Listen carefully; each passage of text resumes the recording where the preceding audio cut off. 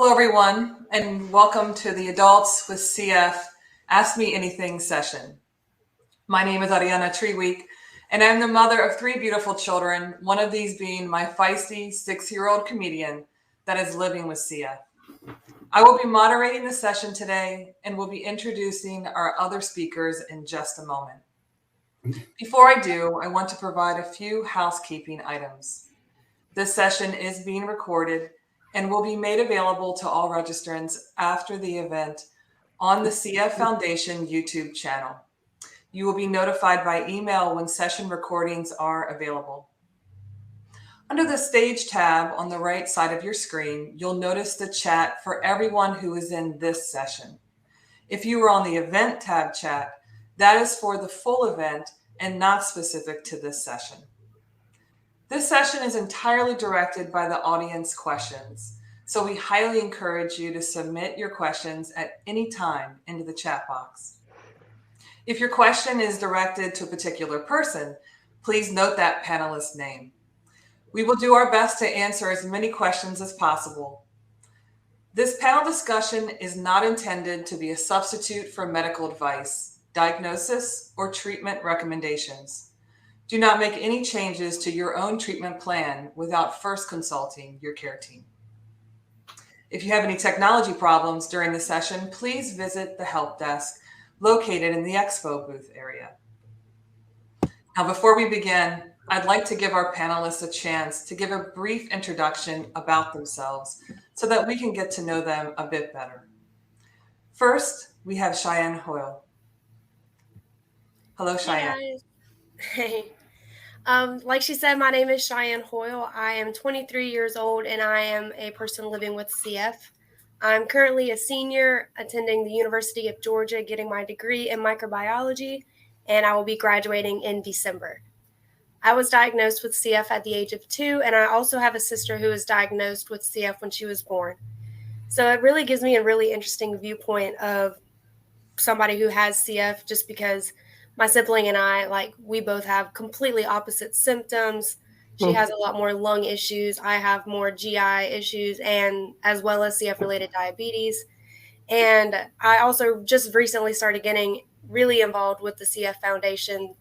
First through Great Strides, my boyfriend and I had started our own Great Strides team when we graduated high school. So going on about 3-4 years now. And then I'm relatively new to FamilyCon and ResearchCon. So this is one of my first conferences. So I'm really excited to be here and welcome you guys. Thank you so much, Cheyenne. Next, we have Anna Bastisa. Anna? Hi, I'm Anna. I am 31 with CF. I was diagnosed just shortly after birth.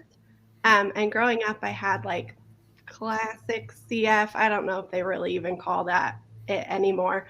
But I was in and out of the hospital a lot as a little kid. And then at about 9, I had my first tune-up, which was a 2-week hospital stay with lots of IVs and lots of treatments. And I had been kind of in and out at least once a year, sometimes more, from 9 until 22, which at 22, I got a lung transplant.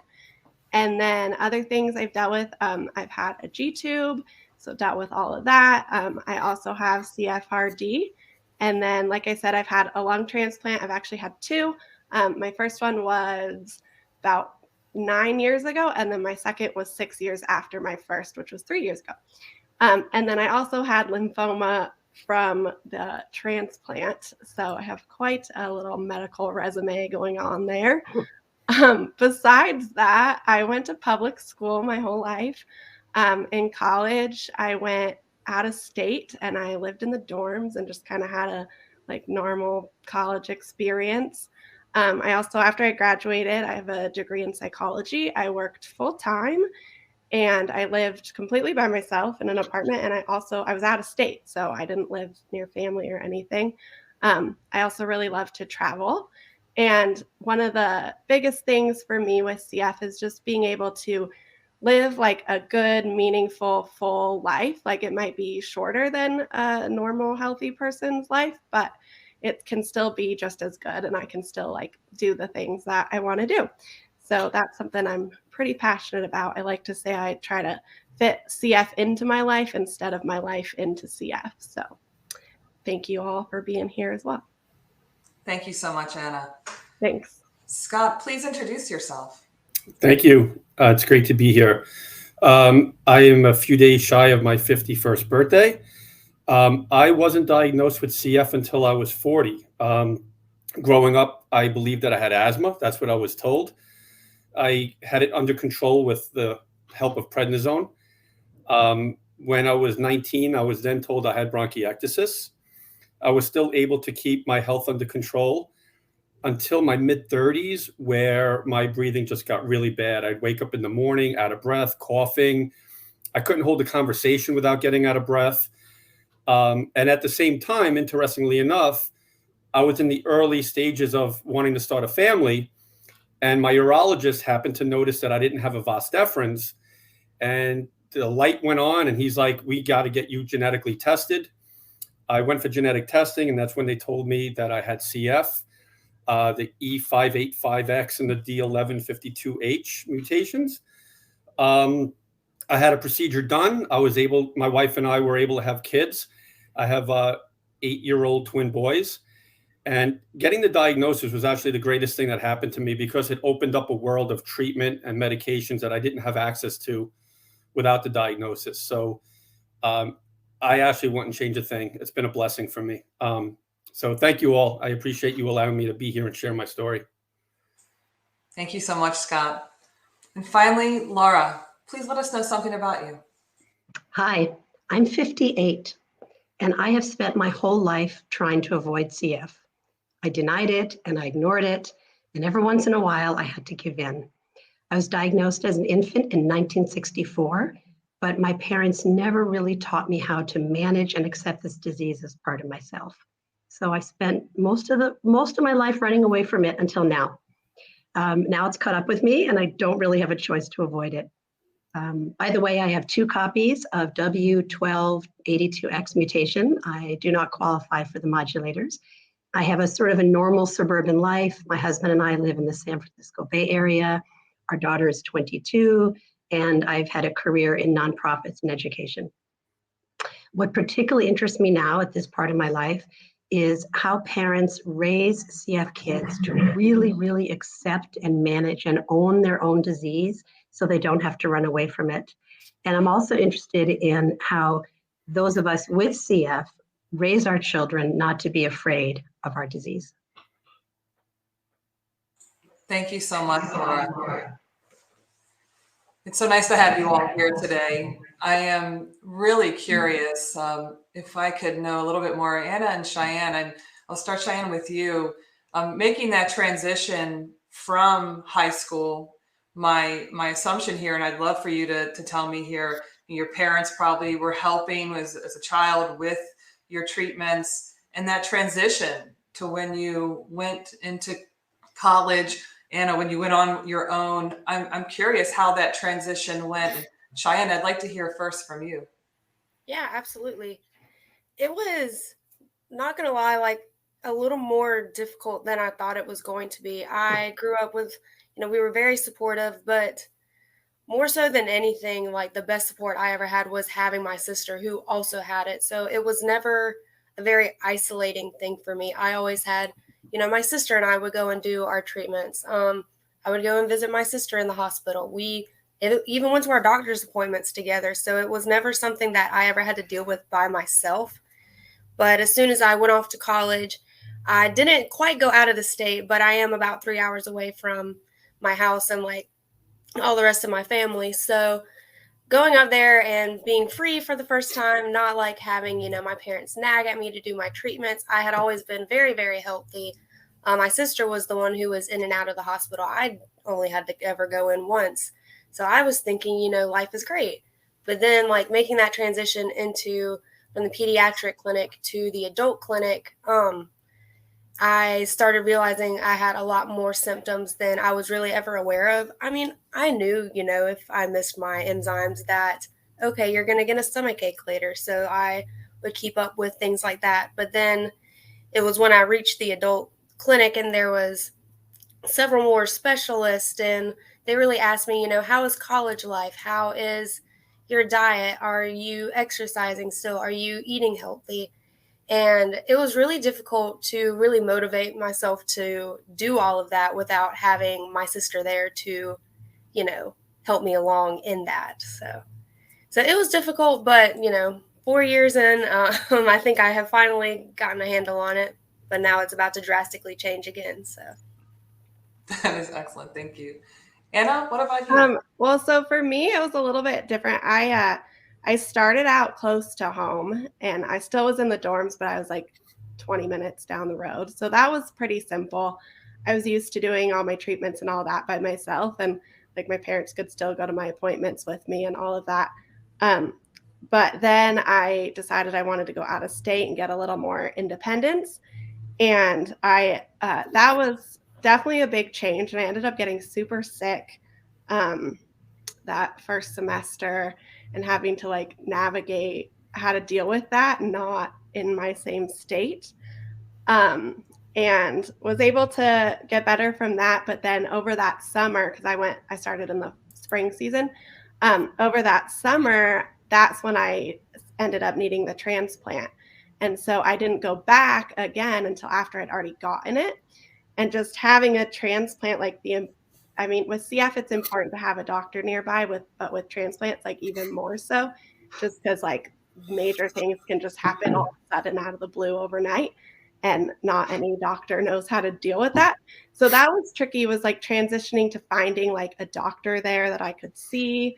And then also just figuring out life with CF totally on my own, and then with transplant too.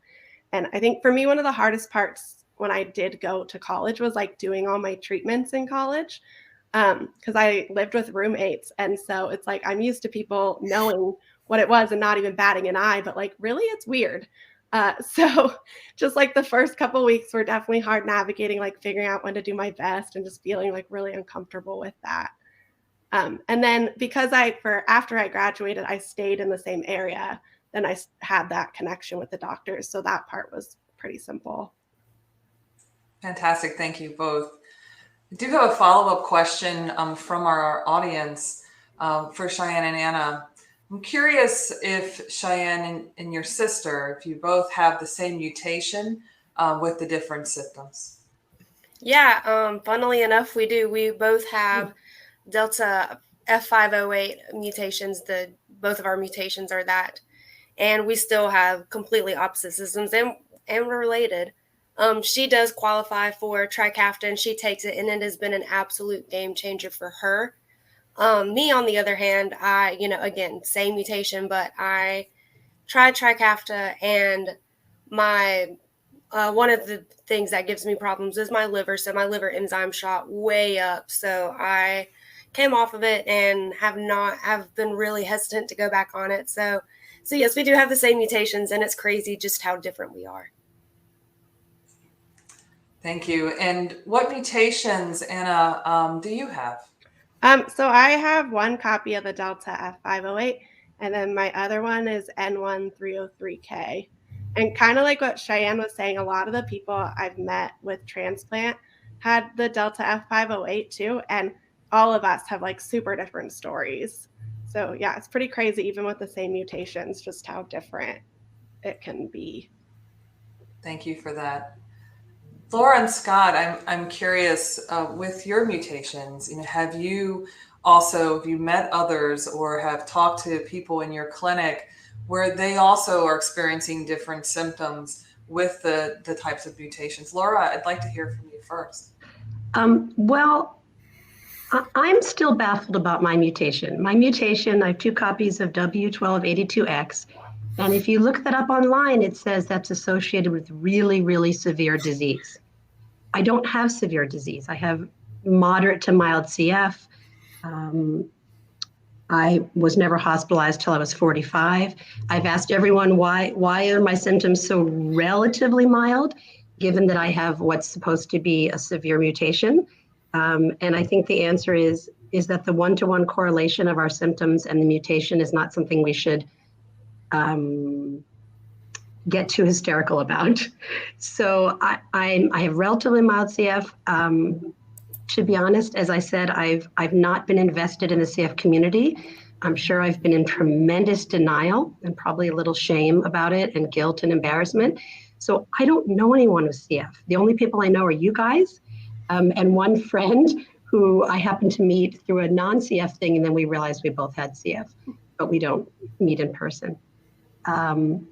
I think there's a lot more beyond the mutations, and I know we often sort of get stuck on the mutations. You know, what is your mutation? What is your mutation? Okay, I don't qualify for the modulator. I do qualify, but I think there's obviously much more going on that we don't understand yet, why our symptomatic picture is so different. Thank you for that. I agree. Scott. So interestingly enough, I don't think I've ever said my mutations out loud to somebody other than my wife or my doctor until now. And like Laura, I don't really know anybody with CF. There was one family that we had become close with living in upstate New York where I live, whose child has it, and they've since moved. But it's not something that comes up a lot in conversation. So sorry. No, thank you very much. Scott, I have a question for you. What was the process like for you to have children as a male with CF? And as a follow-up, what helped you most during that process? So not having a vas deferens doesn't mean obviously that you can't have children as a male. It just means you don't have the interstate, if you will, or the means to get the stuff out, right? So I had a procedure done at a hospital in New York City. That's where I was living at the time. And they actually went in and extracted what they needed to extract.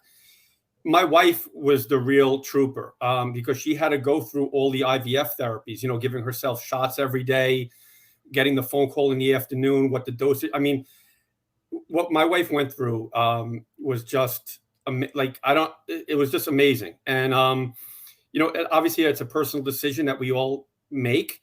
I wanted to have kids. I was fortunate in that my wife stuck by me, but really she did all the work. You know, a really quick story. She had gotten so good at it. We were at some dive bar and she's giving herself shots in the bathroom. She's like, I'm not going to let this stop us from going out and doing things. But, as far as my mindset, I've always been blessed with a positive outlook. Like, if something bad happens, I don't necessarily feel like it's bad. Like, we never know if something is good or bad. So, for example, like a year ago, I got really bad kidney stones, had to go to the hospital. But they wound up seeing that I had cancer in my kidney from the kidney stone. So even if something as bad as getting kidney stones was a blessing. For me, cystic fibrosis has brought me everything that I cherish most in my life. My wife, my job. I became a respiratory therapist. I sell ventilators now, so I help people with that. My wife, my family. I mean, I wouldn't change it for the world. So it's really about mindset, and for me, it's made me stronger. I feel like we're heroes. We really are. I'm skinny. I'm not strong. I'm not fast, but I defy you to find somebody tougher than we are. Right. So I think it's mindset. I really do. You just got to stay positive. Absolutely. Thank you so much for that. For the panel here, for everyone except for Scott here, is there anything you wish your parents had done or hadn't done?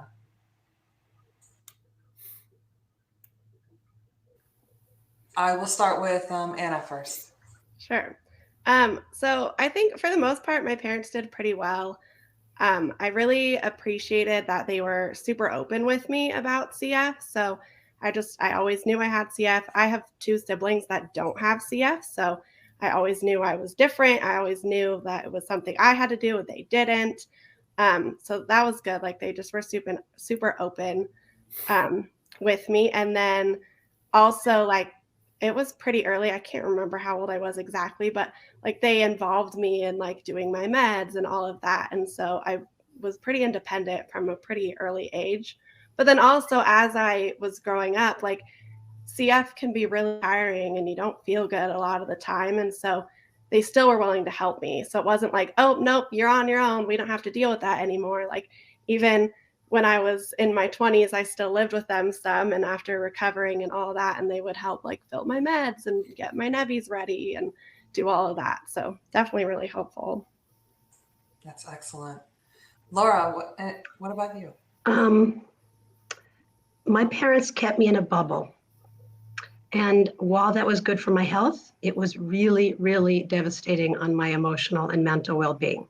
I have had decades of therapy to really get out of this. They sheltered me, they hovered over me. I totally understand it.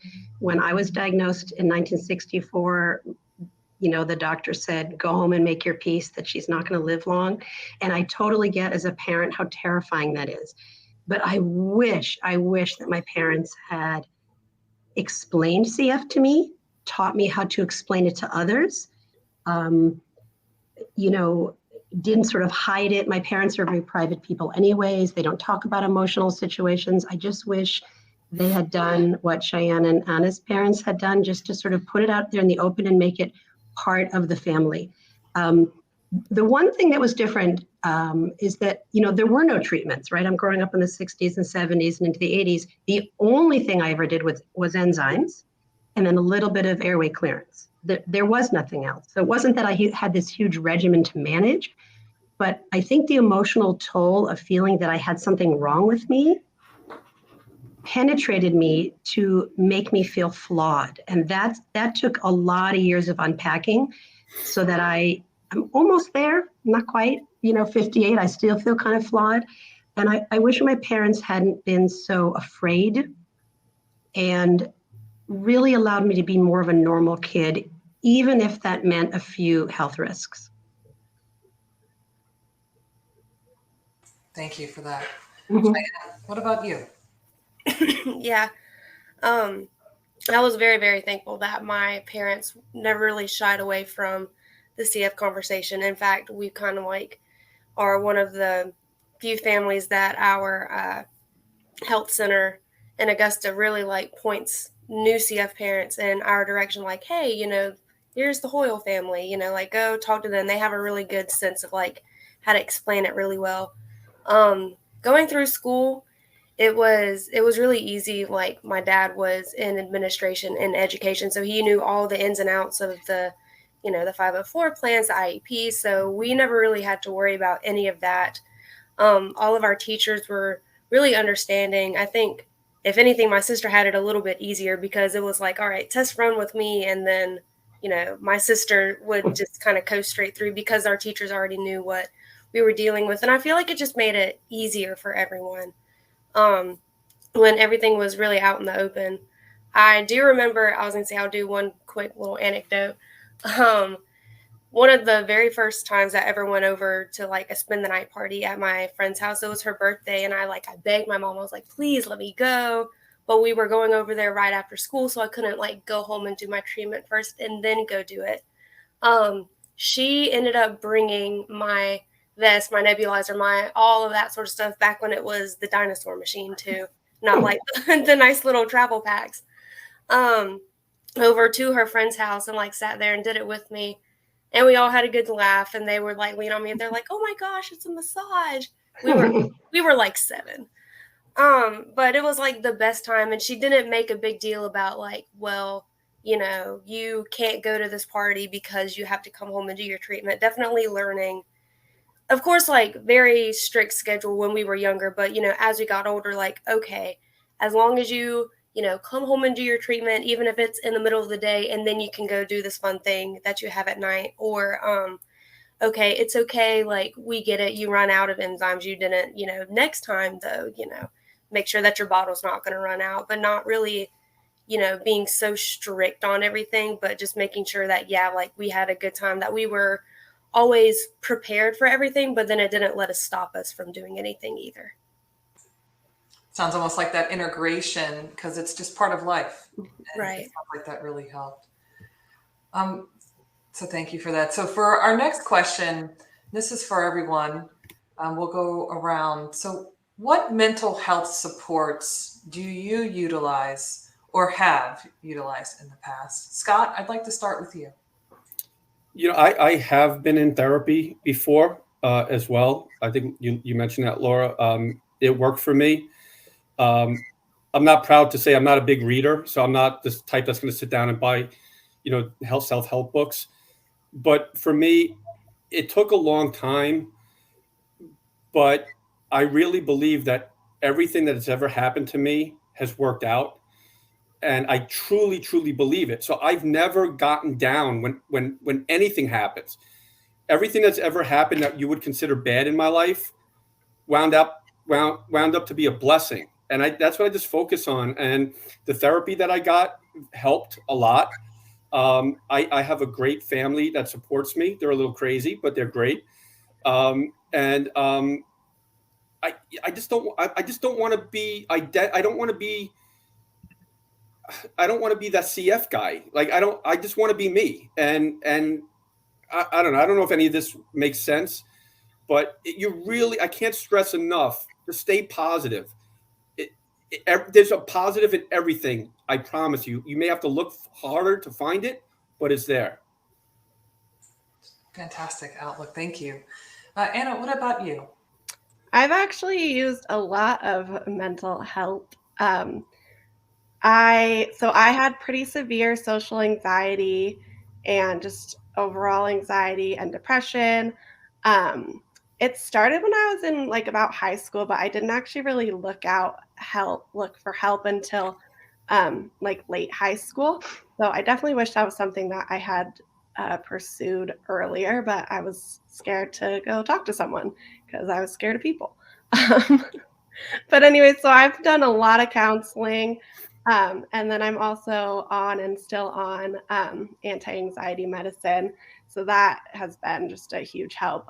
Counseling was only going to go so far. So thankfully I have a lot of tools now. So I'm not currently doing anything, but I have in the past done a lot. And then I do still take the medicine for that, which helps. Thank you so much for sharing that. Cheyenne? Yeah, I, for the longest time, just, as things kept coming, it was very much so, we'll deal with it. And at least for me personally, for the longest time, the way that I dealt with things and even the way I still do deal with things is I'm very much a denier. If I ignore it long enough, maybe it'll go away. But in the past year, I've really had to, face the facts that, it's not going to go away. I was diagnosed with the CFRD 2 months ago. So that's been a major change in my life. And that was about when it got to the point where it's I'm doing all this stuff and just nothing is working. When I fix one problem, something else breaks and just I don't want to deal with it anymore.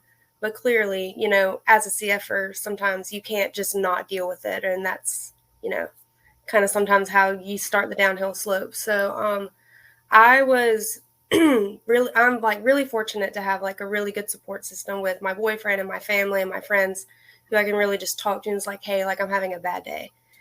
And then I also, at first, of course, didn't see, why my CF team had a psychologist, but my CF team has a psychologist or a psychiatrist. I can't remember his title at the second. But, having somebody who constantly asks, at my doctor's appointments, how are you doing? Emotionally, somebody who's asking about me personally and not just how are your symptoms today? How is your CF today? It was how are you doing? How are you coping with it?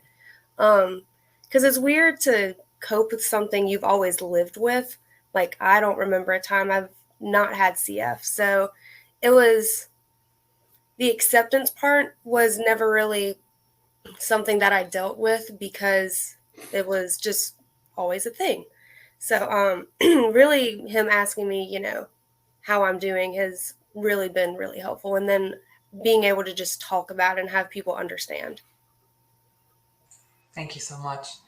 And Laura, what about you? I really resonate with Cheyenne. I've been a denier. And I'm also a perfectionist, and I've struggled with perfectionism my whole life. And my core issue that I've had to unpack it in therapy is that CF makes me feel flawed. And I know that's not right. I know that's not the right sort of mental adjustment. But for years, CF made me feel like my body and my whole being was flawed or broken or a failure and therefore not perfect. I would say at age 58, I have almost conquered that. Not totally, I'll be honest, but almost. And at some point, I don't remember, it might have been in the last 10 years. It was probably after I was first hospitalized. I think I was in my 40s when I was first hospitalized. I finally decided to tell everybody. And instead of saying, oh, it's asthma, it's allergies, it's fine, it's a cold, when everyone asks, are you okay? And you're coughing and sputtering. I just tell people straight out. And I don't think I have a friend now. Yeah, there isn't anyone who knows me who doesn't know that I have CF. And that wasn't so for the first decades of my life. It was deeply, deeply hidden. COVID has made it really tricky. I know that's another whole topic because now when we cough, everyone runs away. But I feel that I've sort of had to train myself, which I didn't have as a child, to say CF is a piece of me and there are many other pieces and I'm not so deeply flawed and this is what I have. And that's what I work on. And I've also been on antidepressants as well. Thank you so much for sharing that. For specifically as a late diagnosis, Scott, do you have any tips or tricks regarding how you adapted to all of the new things that CF brings to an already busy adult life? Yeah, that's a great question. When I got diagnosed, the type of job that I have requires me to travel a lot. I cover a territory that runs from North Carolina to Maine. And when I was first diagnosed, and rightfully so, I'm not complaining, the doctors threw everything at me. And, just growing up, I just want to make this one point is that, in case I don't get to make it later, is that a lot of times we look at doctors as the be all end all. Whatever he or she says is the gospel. And that's really ruined me for a lot of my life. And, so when I finally found a doctor at Albany Med who sits down and listens to me, and I promise I'm going to answer the question, I'm getting there. But that, at first they just threw everything at me. Here's your chest vest, here are your nebulizers, your enzymes, everything. And in years past, I would have just taken it all and done it and never complained. But some things worked and some things didn't. So at first I'd wake up extra early. I do what I had to do. Maybe I stay up a little later at night. You figure out a way to fit it in. But the point is, I had a doctor that was willing to listen to me. I had a doctor who was willing to change the plan based upon the information I was giving him. And I'm not advocating this for everybody, but I don't do the vest. The vest doesn't do anything for me. If I'm sick, if I have the flu or something, yeah, I'll do it then. But day to day, I don't do it. And I'm not saying that you shouldn't do it. But what I'm saying is sit down with your doctor and figure out a plan that really works for you. Are there things that you're doing because your doctor said so that you don't feel work for you? Find a doctor who's going to let you advocate for yourself, and you're going to be a key decision maker in your therapy. So it worked for me because I was able to eliminate a lot of the stuff that I didn't feel worked for me. That's very powerful. Thank you very much, Scott. For everyone on the panel, do you have any advice for getting back out and living life without the anxiety for fear of catching something that could result in an infection? Laura, I'd like to start with you. For some freakish reason, I'm not afraid. And I know I ought to be. When COVID hit, I had a major panic attack thinking, this is our worst nightmare, this thing floating around in the ethos that can kill us and give us a lung infection. It's like a CF nightmare. I don't know why I'm not afraid. I probably should be. I just do all the things that we're recommended to do. I wear my mask indoors almost at all times. I live in California, so I'm outdoors most of the time. I don't ever wear the mask outdoors. Again, I'm not recommending medical advice. My friends know. My friends know that if they're sick anyways, they shouldn't come to my house. If they have a flu, or a cold. I avoid crowds, but I'm not a crowd person anyways. I'm not going to raves and concerts and bars, that's not me. So I'm not really ever in crowds. On the plane, I've worn a mask on the plane for years anyways, because I just didn't want to catch the germs of the person next to me.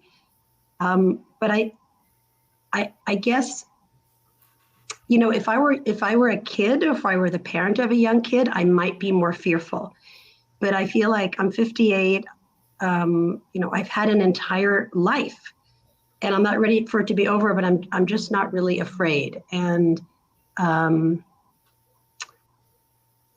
so I think my life is very similar to how it used to be before the pandemic, except I wear the mask when I'm with other people, and no one bats an eye. Excellent. Thank you. Anna, what about you? So for me, it's a little bit different just because I'm post-transplant, and being post-transplant, I'm intentionally immunocompromised. So we're keeping my immune system a lot lower. So that, like, I have to be extra careful because my immune system won't fight something off. It's intentionally not supposed to.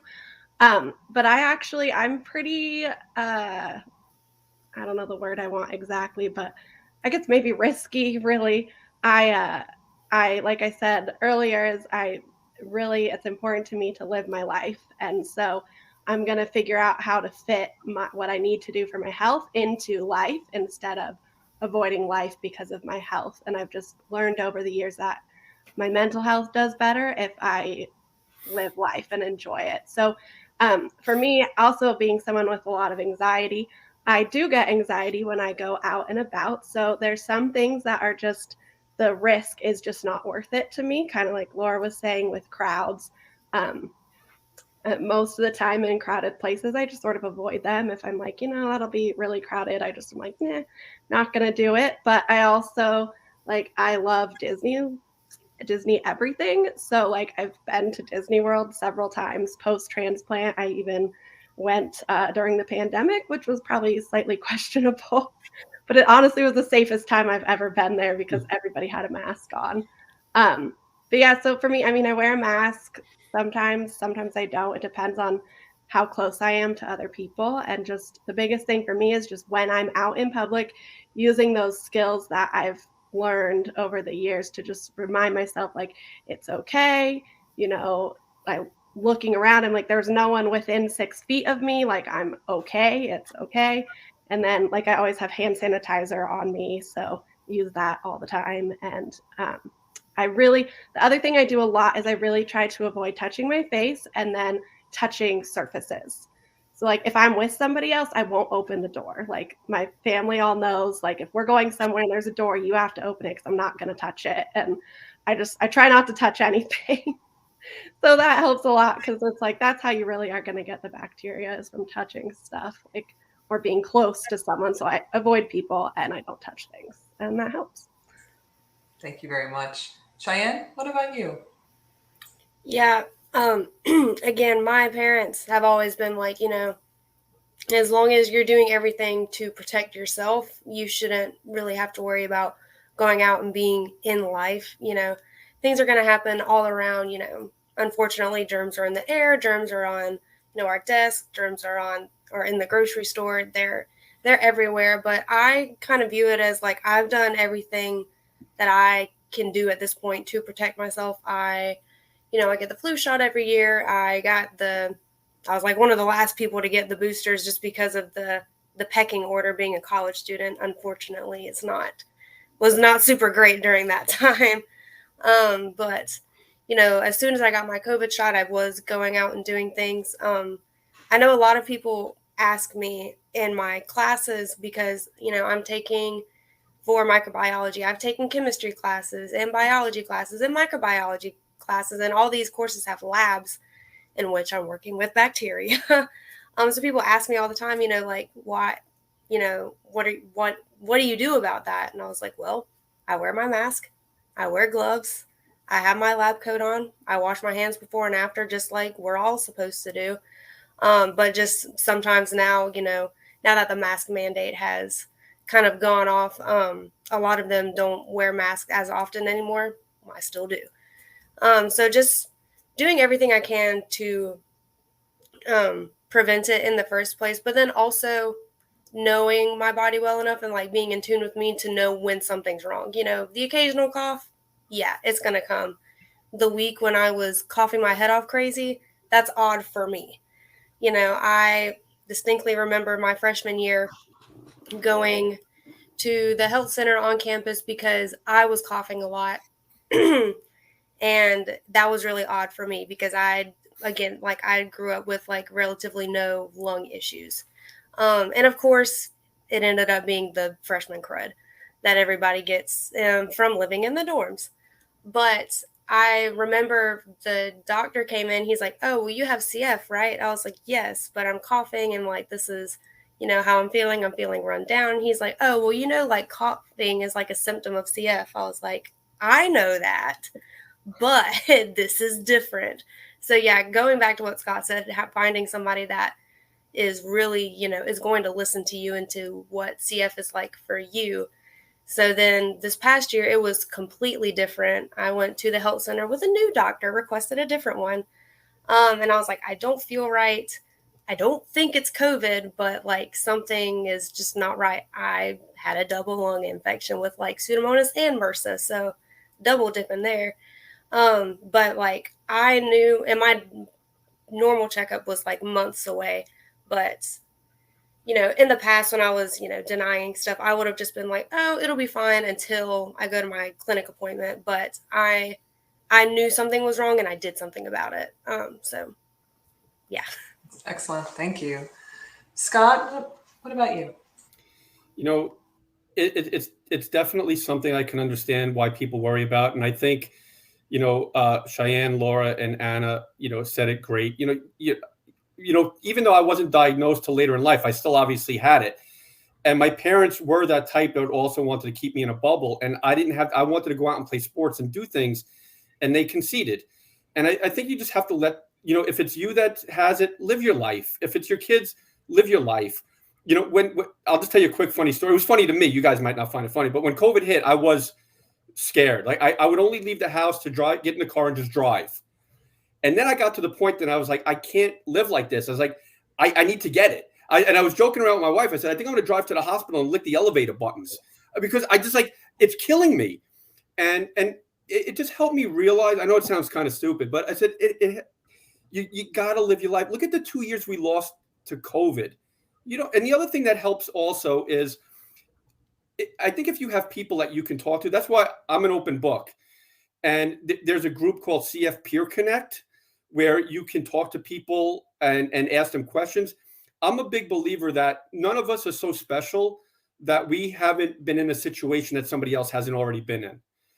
And a lot of people don't like to share their story. So to give you an example, when we were starting the IVF, I mentioned it to a very good friend of mine. He's like, oh, me and Rachel did that. And I'm like, you never say? He's like, no, we didn't want to say anything. And then Rachel became such a huge supporter for me and my wife, constant conversations. Oh yeah, this happened. This could happen. Don't worry, And I think find somebody like that. I put my email address out there. You could always reach out to me. Like there are people out there that you should be able to talk to. Use CF Peer Connect, and stay out of your head. Like a lot of bad things have happened to me. Some of them were real. I think I know I butchered it, but stay out of your head. Live your life. Thank you for that. And I'd like to expand on that. The rest of the panel, I'd like to hear if you've been able to connect with others who have CF now, and did you find that helpful? And Laura, I'll start with you.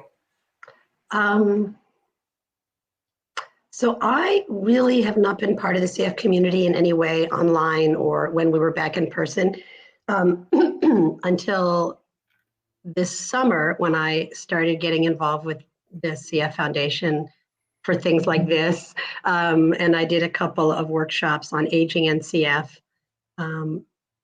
Wait, actually, that's not true. So about 15 years ago, we had a patient advisory council, a CF patient advisory council in our adult clinic. And I was involved in that briefly. But I really haven't felt connected to sort of the CF population. And I don't know if that's because I feel old and unusual or old and a bizarre statistic, or because I spent so long denying it that I'm still not fully integrated with who I am as a CF person. But I've just started getting involved, and I know you guys, I don't really know, and I know all now the people who are on the audience, but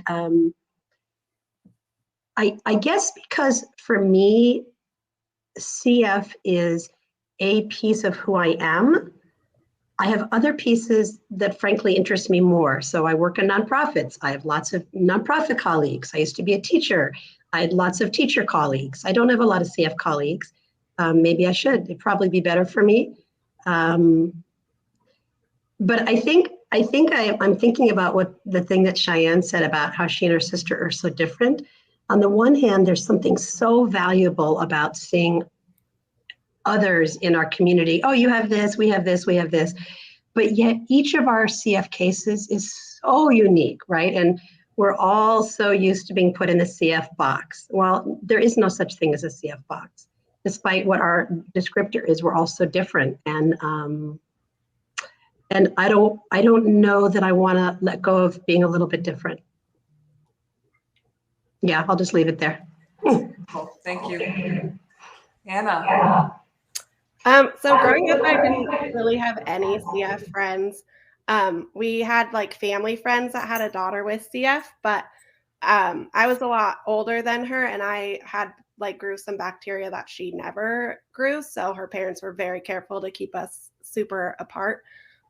So we really didn't know each other very well.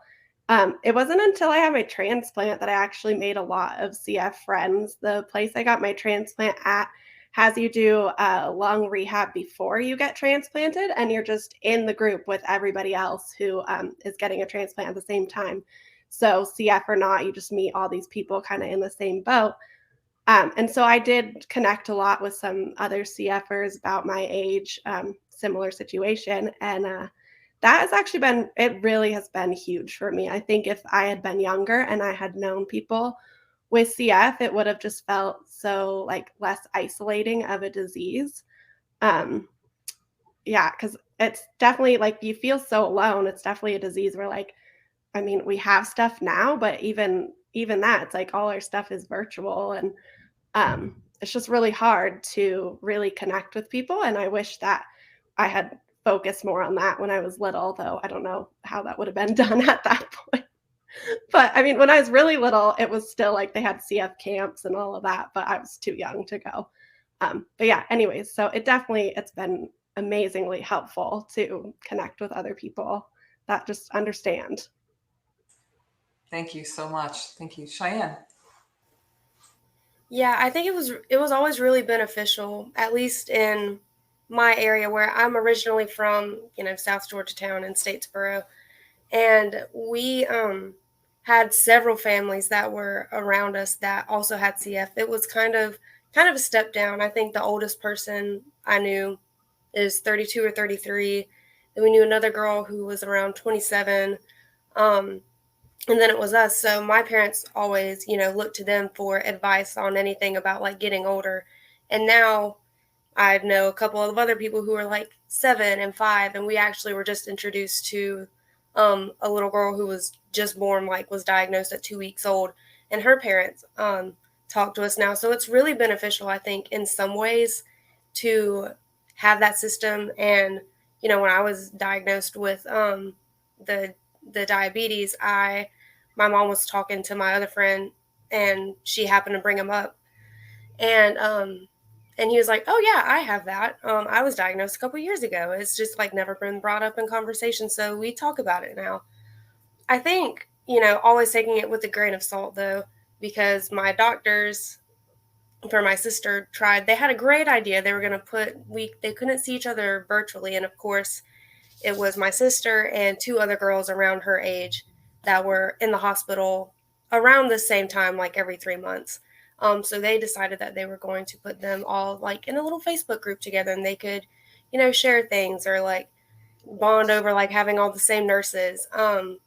But then it turns out like a year or so later, the oldest one in the group, I think she was around 18 or so, she ended up passing away. And it was like really sad and really hard as like, in 3 years, is that what my life is going to look like? But having so many different friends who, okay, yes, like I did know the one person who unfortunately passed away.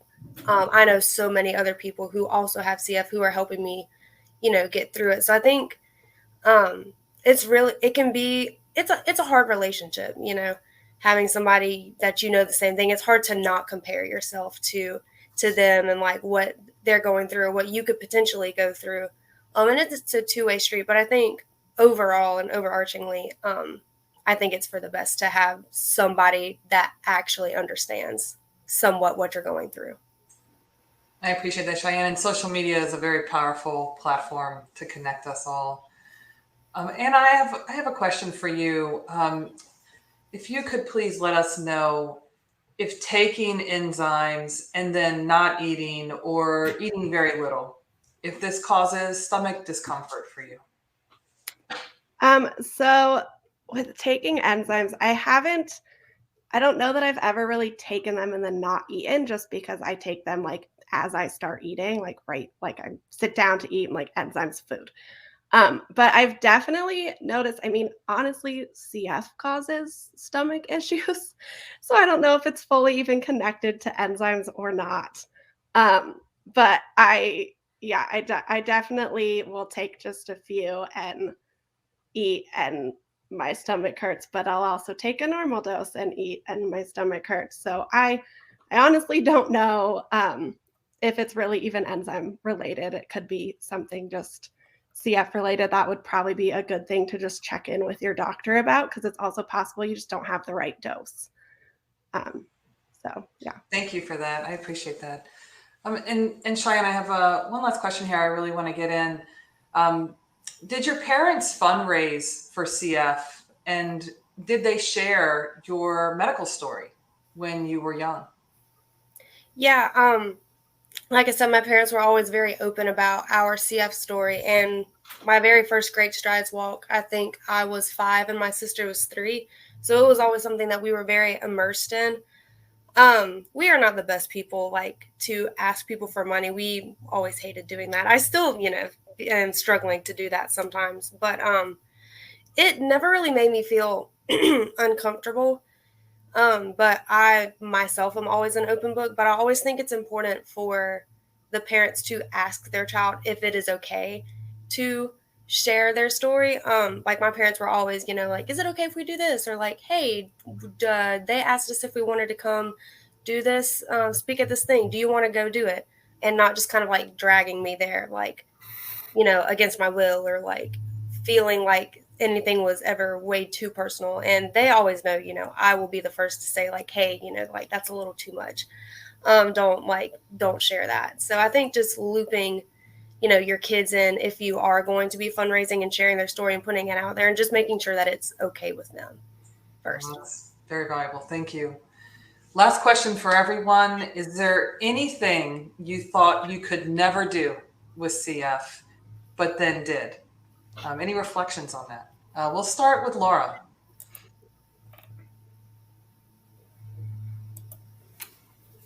Sorry, I was on mute for coughing. We've all been there.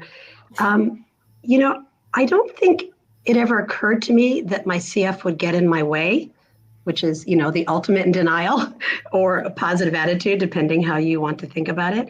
I will say that there were things that I encountered that I realized were hard because of my CF. And then when they happened, I thought, oh, the CF didn't really stop me. And the most important thing I can think of is having our child. We had her through IVF. I had a lot of trouble getting pregnant and keeping the pregnancy. Nobody was sure whether that was related to CF or not, because many women have trouble getting pregnant. But we did. We had her through IVF, and we decided to stop after 1. And when I look back, I say, wow, when I was born, they didn't think I would live past 5, and now I have a 22-year-old. So I feel really, really glad that my CF didn't stop me for that. Thank you. Anna? For me, so I have 2 ways I can take this. So one, I definitely never really thought I would graduate from college and work on my own, be like a total adult. I was super, super sick late high school, going into college. And that sort of goes along with the second one, which was getting a transplant, and I've now gotten 2.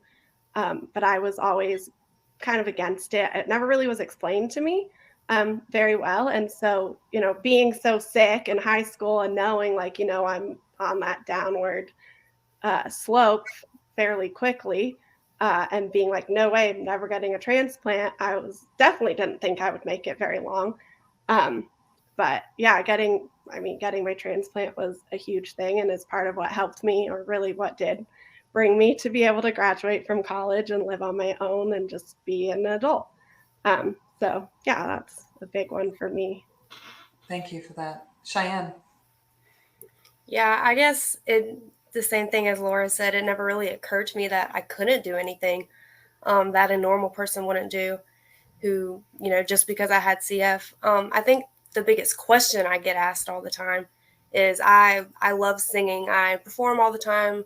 I gig, it's just something that I love and enjoy doing. And people come up to me all the time and ask me, they're like, Cheyenne, how in the world do you sing with like a lung condition?